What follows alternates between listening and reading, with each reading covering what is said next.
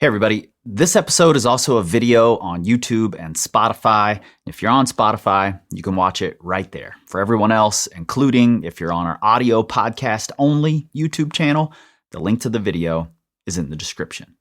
Thanks. I think it's pretty safe to say that we all have opinions about grades and who should be grading and what grades mean and whether or not they're important. And a lot of us are more than ready to argue about our opinions on the internet. But the thing that all of these opinions have in common is that they're just opinion. And that according to science, they're probably all wrong. But they're probably all also right. Now, you've probably heard a climber say something like, grab that jug, only to grab it and realize it's not at all a jug. And you've probably just chalked that up, no pun intended, to they're stronger and this must feel like a jug to them. And that's partially true. But if you're a sports fan in general, like I am, you've also heard athletes say things like, the ball just looked bigger, or everything moved slower, or the hoop seemed so small that I just couldn't get the ball in it. And sprinter Kendall Ellis, who closed a nearly impossible gap while running a winning anchor leg on the 4x400 relay at the NCAA championships, said this. One, I didn't know how big the gap was, to be honest. I didn't think it was that big when I was running. She didn't think the gap looked that big? I mean, just look at it. With 100 meters left to go, you and I are definitely not catching the leader. That gap is enormous. But that's because we aren't Kendall Ellis. We aren't that fast. We aren't collegiate record holders in the 400. We don't train in a culture at USC that many people have nicknamed Quarter Mile University. And it's not just that Kendall Ellis understands that with her speed she can close that gap.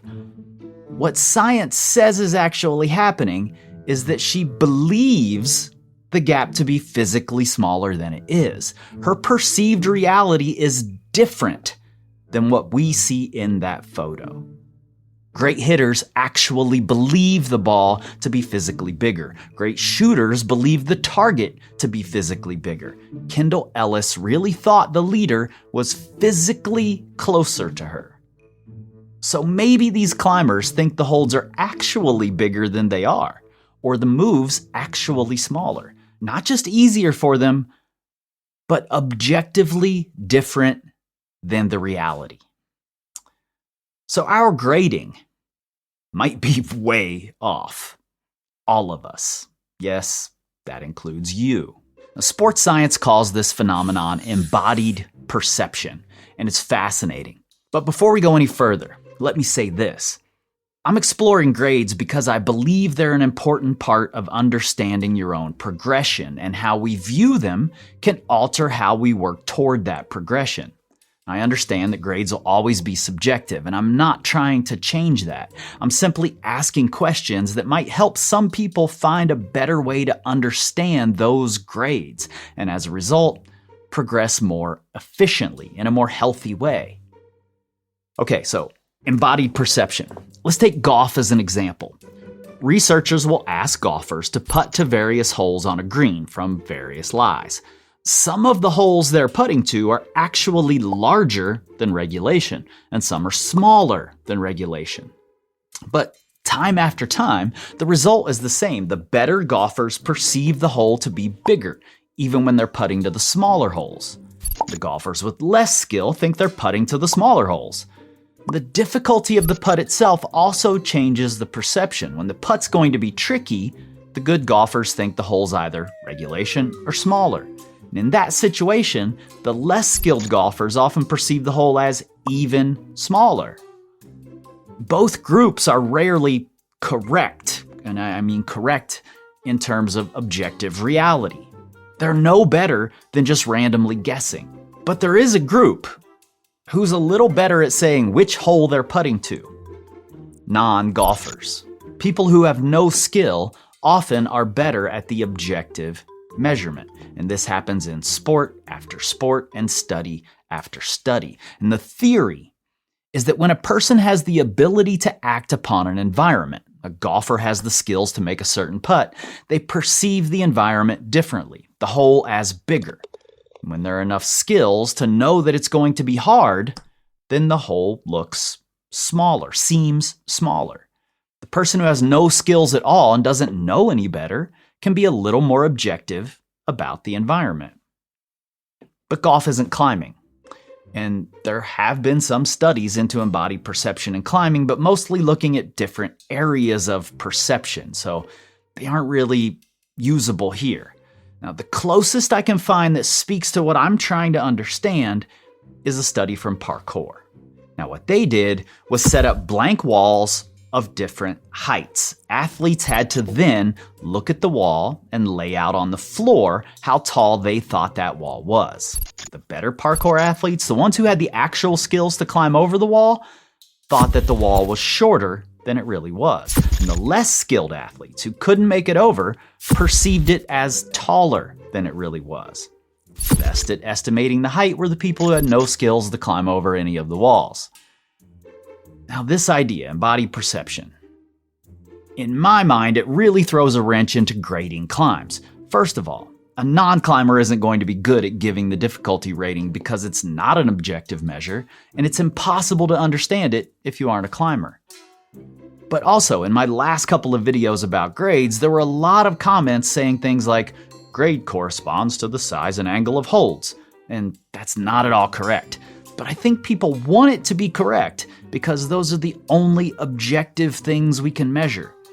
Except our perception of those holds isn't at all objective. If we have the skills to use that hold, we probably think it's objectively bigger. If we don't, we think it's objectively smaller. Not just easier or harder, objectively different than reality. So if your partner's calling a hold a jug that you believe is objectively not a jug, well, you might both be wrong. And when it comes to our own progression, this is all good to know. We can find ways to change our perception, and we often do throughout the red point process. And I now think that's a big part of what working a climb is all about, finding new ways to update our own embodied perception until we believe this thing objectively easy enough that it's going to be hard to fail. And of course, one important way to continue changing our embodied perception is to keep gaining a better ability to act on our environment, to climb harder. And if you think you're strong enough, but just lack the ability to apply the appropriate effort, whether intensive or extensive, check out my free Try Harder Toolkit. It's a 1-hour video series that explores the tools needed to try harder or try longer and to manage that effort on the wall. Link is in the description. But I also think that embodied perception further supports this overlapping model of our grading scale that I presented in my previous video. And I'm not saying that we should be updating all of the guidebooks to show this scale. I'm saying this is how we should perceive the scale. This is how we should understand it. We can still give a single number, but we have to understand that it might be anywhere in this range. And that means a lower number might actually seem harder than what we've just climbed. It's like the old Mitch Hedberg joke. I think Bigfoot is blurry. That's the problem. It's not the photographer's fault. Bigfoot is blurry. Grades are blurry. And all of this makes me further believe that if you're absolutely positive about a grade and there's just no wiggle room, then you might be in the midst of the Dunning-Kruger effect. You don't really have enough knowledge to know that you're wrong. But when the grades start blurring together a little and it's hard for you to tell V5 from V6 from V7, then you might actually be seeing the grades more clearly. All right, see you next time.